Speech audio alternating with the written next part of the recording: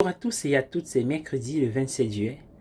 Veuillez vous connecter sur cette chaîne pour cette halte spirituelle pour la journée. Installez-vous bien, nous sommes à Matthieu 13.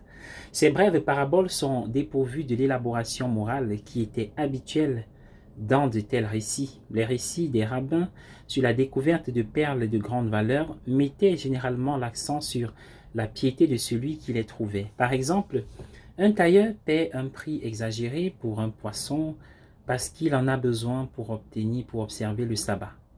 Et il trouve ensuite une perle qui couvre tous ses besoins pour le reste de sa vie.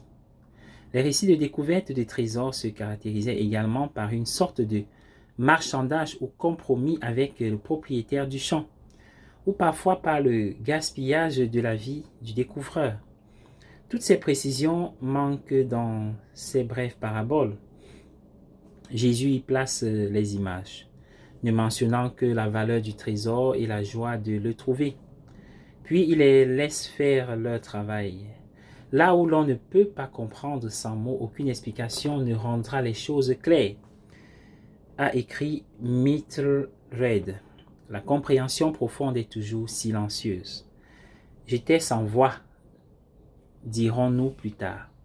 Lorsque nous retrouvons la parole, nous rattrapons le temps perdu, mais s'il n'y a pas de silence au début, il n'y avait rien de vraiment nouveau.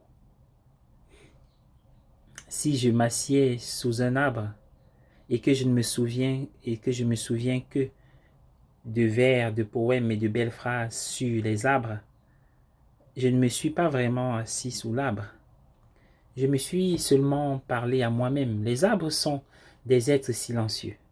Si j'étais vraiment présent à un arbre, je deviendrais moi aussi silencieux.